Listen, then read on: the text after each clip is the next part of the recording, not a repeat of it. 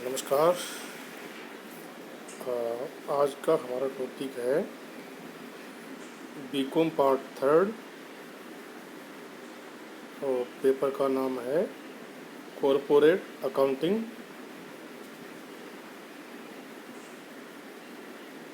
के chapter valuation of goodwill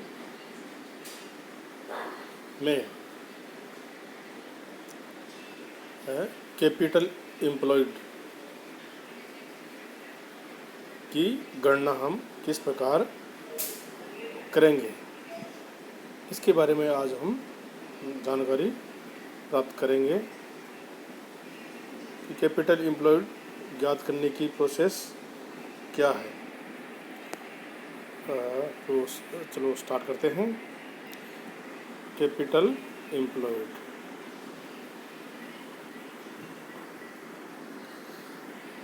capital employed याद करने के लिए हमें एक स्टेटमेंट तैयार करना होता है। इस स्टेटमेंट के माध्यम से हम कैपिटल एम्प्लॉयड का अमाउंट ज्ञात कर सकते हैं। अब प्रश्न ये उठता है कि कैपिटल एम्प्लॉयड याद करना क्यों आवश्यक होता है। किसी भी संस्थान की ख्याति का मूल्यांकन करने के लिए उस संस्थान की कैपिटल एम्प्लॉयड याद करना ज़रूरी होता है। कैपिटल एम्प्लॉयड के माध्यम से ही हमें पता लगता है कि इस संस्थान की नॉर्मल प्रॉफिट की जो रेट है उस पर प्रॉफिट कितना कमाया है। इसके लिए ज़रूरी है कि हमें एक स्टेटमेंट के माध्यम से इसको तैयार करें। सबसे पहले हम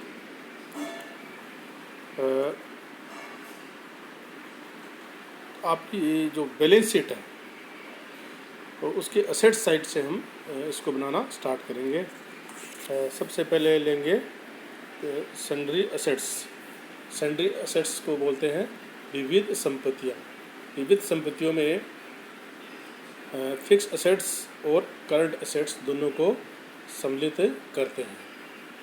फिक्स असेट्स सर्वप्रथम क्या लेंगे? Fix assets eight reasonable value,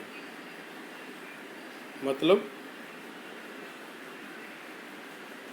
स्थायी संपत्तियां हैं उनके रीजनेबल मूल्य पर हम यहाँ पर उसको सम्मिलित करेंगे।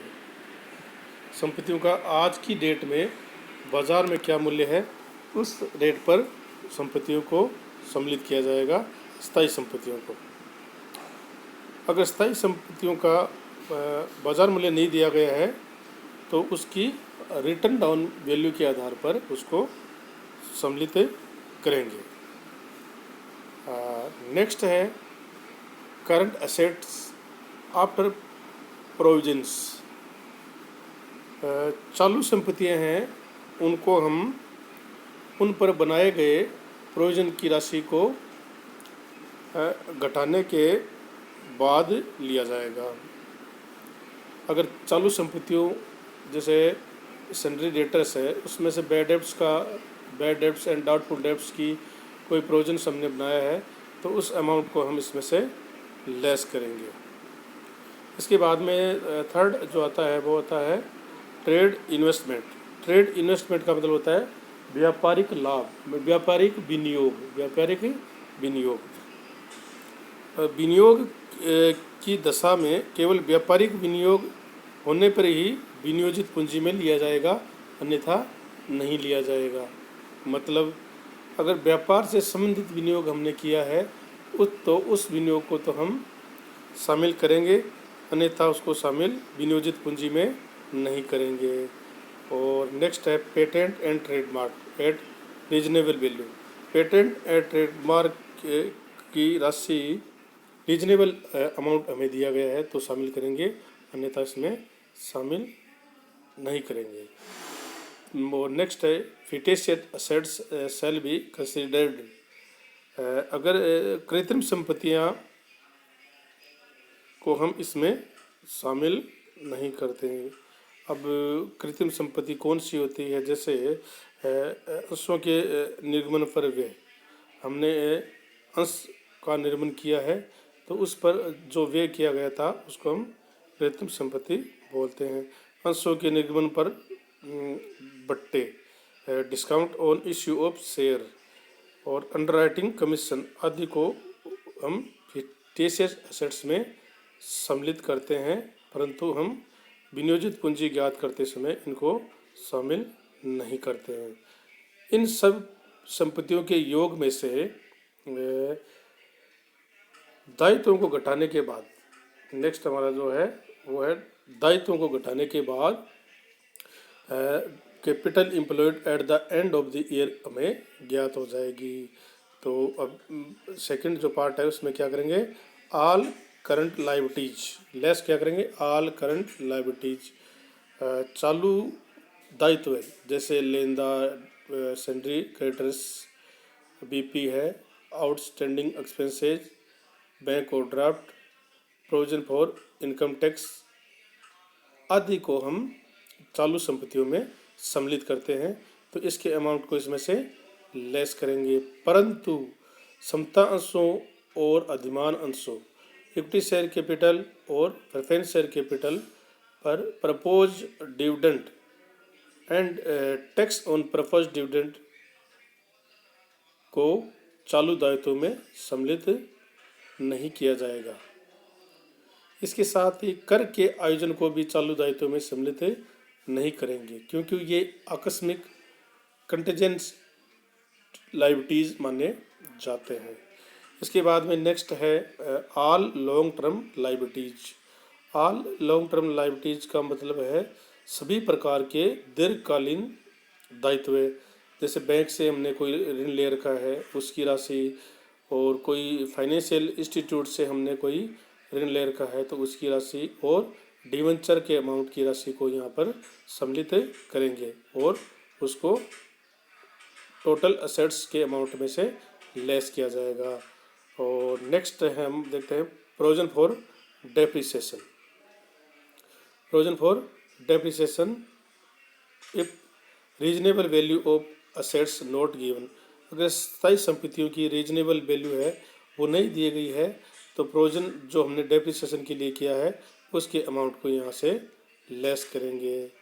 और इसके अलावा फंड फॉर फ्यूचर लायबिलिटीज, भविष्य के लिए हमने कोई फंड बना रखा है तो उसके अमाउंट को इसमें से लेस करेंगे। जैसे भविष्य के लिए कौन से कोर्स हो सकते हैं, जैसे एक तो हो सकता है ग्रेजुएटी फंड है, और कर्मचारियों की भागीदारी का कोई फंड हो सकता है, और कर्मचारियों की बोनस के लिए हमने कोई आयोजन कर रखा है तो उसका अमाउंट इसमें से हम को लेस करना होता है। और इसके अलावा कर्मचारी क्षतिपूर्ति कोष में से बकाया क्षतिपूर्ति की राशि कोई है तो उसको हम लेस करेंगे। तो टोटल जो लेस का अमाउंट है उसको हम ऐड करके सैंड्री एसेट्स वाले अमाउंट में से लेस कर देंगे, तो हमारे पास क्लोजिंग कैपिटल एम्प्लॉयड का अमाउंट ज्ञात हो जाएगा। तो ध्यान में ये रखना है कि हमें स्थायी संपत्तियों का जो मूल्य है उसको या तो बाजार मूल्य में लेंगे, अगर बाजार मूल्य नहीं दिया गया है तो उसको हम रिटर्न डाउन वैल्यू के अमाउंट में लेंगे। एक बात तो ये ध्यान रखने की है। और दूसरी है कि चालू संपत्तियां हैं उनके आयोजन हमने कोई बनाया है तो उसके आयोजन की राशि को घटाकर चालू संपत्तियों के मूल्य को इसमें सम्मिलित करेंगे। थर्ड बात है कि ट्रेड इन्वेस्टमेंट को ही शामिल करना है, नॉन ट्रेड इन्वेस्टमेंट को इसमें शामिल नहीं करना है। और इसके बाद में है फिक्टिशियस एसेट्स को हम इसमें शामिल नहीं करेंगे। ये बहुत ही महत्वपूर्ण बात है। बच्चे कई बार क्या करते हैं, इसको इसमें शामिल कर लेते हैं तो जो हमारा अमाउंट है वो सही नहीं आ पाता है। तो इसलिए पूरी ध्यान रखने वाली बात है कि फिक्टिशियस एसेट्स का अमाउंट इसमें शामिल नहीं करेंगे। नेक्स्ट है इन सब के अमाउंट में एक पेटेंट एंड ट्रेडमार्क का अमाउंट अगर रीजनेबल वैल्यू दे रखी है तो शामिल करेंगे, अन्यथा इसमें शामिल नहीं करेंगे। इसके साथ एक गुडविल की राशि अगर दे रखी है तो उसको शामिल इसमें नहीं करेंगे। इस प्रकार हम सेट्स को शामिल करेंगे। इसके बाद में आता है चालू दायित्व। चालू दायित्व है, लॉन्ग टर्म लायबिलिटीज़ है, प्रोविजन फॉर इनकम टैक्स है, प्रोविजन फॉर डेप्रिसिएशन है, और प्रोविडेंट फंड और ग्रेजुटी फंड को जोड़कर उसके अमाउंट को हम यहाँ पर लेस करेंगे। आपका बहुत बहुत धन्यवाद। Thank you.